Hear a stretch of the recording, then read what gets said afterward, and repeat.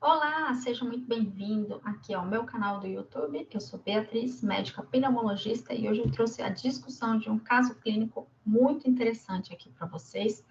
É um caso clínico que quem trabalha no pronto-socorro vai ver com certeza muito, mas eu quero focar aqui nas alterações radiológicas com vocês, para vocês não perderem esse diagnóstico que é fundamental no tratamento do paciente.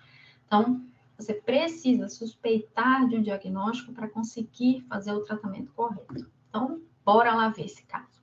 Então, é um paciente que está em tratamento de linfoma. A última quimioterapia foi há 10 dias, ele está com febre há 6 horas. Foi para o pronto-socorro, conforme a orientação médica, foi feito um hemograma. No exame de laboratório, ele tinha 1.200 leucócitos com 400 neutrófilos.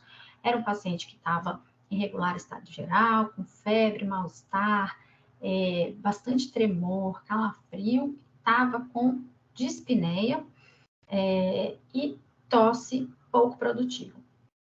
Então, veja bem, aqui a gente já tem o diagnóstico do paciente. Então, a gente já sabe que ele está neutropênico, febril, em vigência de tratamento de linfoma. Então, ele tem um câncer, né? Fez quimioterapia há 10 dias, ou seja, está ali matando as células do câncer, mas também matando as próprias células. Isso acontece no pico ali do efeito do quimioterápico, você acaba tendo uma leucopenia e, consequentemente, uma neutropenia. Então, esse paciente está neutropênico, ou seja, com neutrófilos abaixo de 1.000 e está com febre. Isso é grave. Sempre a gente tem que entrar com antibiótico e a gente sempre tem que fazer uma tomografia pela suspeita de doenças ruins que podem estar causando infecção num paciente imunossuprimido como esse. Então, vamos ver esse vídeo e vamos entender melhor quais são as possibilidades diagnósticas para esse caso. Então, vamos lá. Ó, aqui na tomografia, a gente já começa a ver essas alterações aqui em parênquima pulmonar. Então, isso é uma tomografia de tórax com janela em parênquima, e a gente começa a ver essas alterações mais densas, brancas. Ó, olha quantas estão aparecendo, tá? Então, nessa situação, o paciente vindo de casa com uma neutropenia febril, tosse, pouca expectoração, dispneia, dessaturação, perceba que ele tem aqui um catéter central, né? Porque a maioria desses pacientes tem um portocard para infusão do tratamento quimioterápico. Ó, muitas opacidades em vidro fosco, que é isso que a gente chama, algumas já se tornando consolidação. Aqui tem um pequeno derrame pleural, bilateral. O nosso catéter continua aqui. Então, aqui eu tenho veia cava superior, arco aórtico. Ó, aqui eu tenho mais uma consolidação, um vidro fosco periférico. Mais consolidação. Algumas áreas em vidro fosco, outras em consolidação. Perceba que são opacidades múltiplas, bilaterais, com o centro mais branco e a periferia mais fosca. Então, o centro mais denso, né? E a periferia em vidro fosco. É uma opacidade aqui ao redor do feixe broncovascular. Então, perceba que eu tenho vaso, e é sempre em ponta de vaso, feixe broncovascular. Ó, várias dessas alterações. Então, a gente tem que pensar em doenças que infectam pacientes imunossuprimidos. Se o paciente tivesse algum fator de risco para, por exemplo, cândida, eu poderia pensar numa candidemia, alguma infecção fúngica, tá bom? Então, eu preciso pensar sempre doenças assim. Claro, eu tenho que pensar em pneumonia comum por pneumococo, sim, mas como é imunossuprimido, é neutropênico, febril, eu preciso considerar a infecção fúngica. As principais que eu vou considerar vão ser aspergilos e cândida, tá? Olha, aqui, ó, bem denso no meio, vidro fosco na periferia. E sempre em pontas de vaso.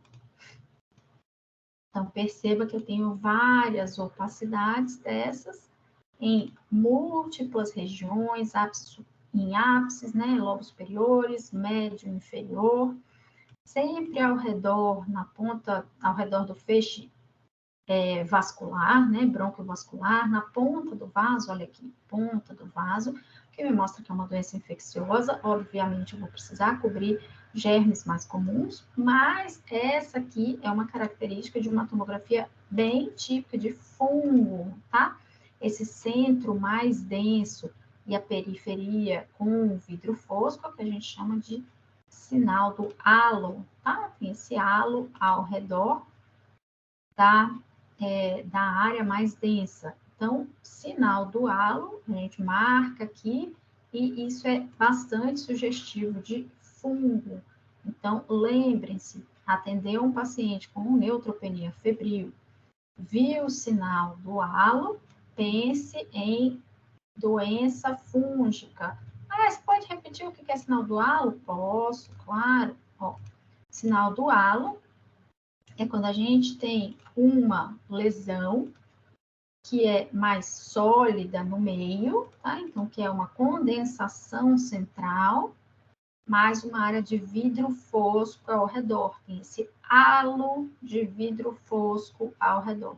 Então, isso é o sinal do halo, que é altamente sugestivo de uma doença fúngica, e em vigência de um paciente com linfoma em tratamento, que fez quimioterapia, está com febre e neutropênico, eu preciso pensar em aspergilose invasiva, tá?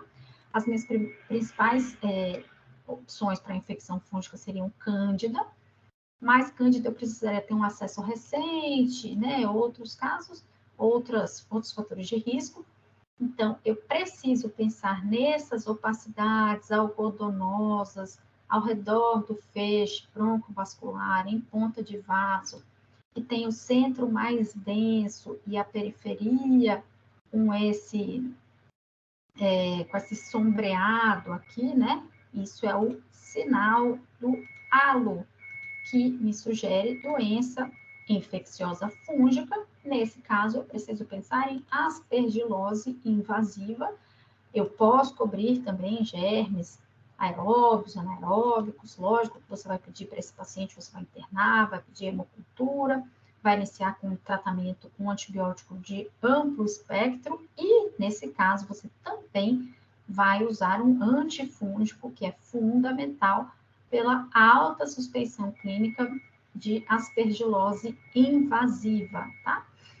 Que dá essa alteração chamada sinal do halo. Não é patognomônica, ou seja, não é só a aspergilose que pode dar isso, mas a gente vê isso principalmente em doenças fúngicas, tá bom?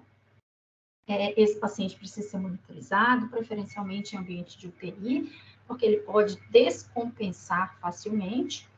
Depois que chegarem os resultados da cultura, que você vai pedir hemocultura, né? Se não vier com suspeita de nenhum germe aeróbio, anaeróbio, você pode deixar só com antifúngico, mas esse paciente precisa ser supervisionado, é uma imunossupressão grave, em vigência de um germe grave, que precisa ser tratado. Durante a internação, você pode até pedir cultura de escarro, mas se o paciente for cuspir por boca, né, você acaba contaminando com germe de boca e com fungo de boca e a cultura pode não ser relevante. Então, nesse caso, o mais importante mesmo é pedir hemocultura, certo? Tanto para aeróbio, anaeróbio e fungos, manter esse paciente internado em monitorização de sinais vitais, então monitorar a pressão, frequência cardíaca, frequência respiratória, saturação. Se esse paciente dessaturar, precisa usar catéter de oxigênio ou o fluxo de oxigênio necessário para que o paciente mantenha uma saturação acima ali de 92% até 95%, tá? Independente se ele tiver alguma outra comorbidade. Precisa avaliar eletrólitos, função renal, função hepática. Mas, fundamentalmente, lembre-se, Neutropenia febril é um quadro grave. Lembre-se de infecção fúngica. Quando a gente vai suspeitar de infecção fúngica? Pela tomografia, quando você tiver o sinal do halo, que é esse centro mais denso, uma periferia em vidro fosco. Aqui que é esse halo de vidro fosco ao redor do centro mais denso, ok? Combinado? Gostou desse caso clínico? Então lembra de curtir, compartilhar com os amigos e se inscrever no canal para não perder nada. Te vejo na semana que vem. Tchau!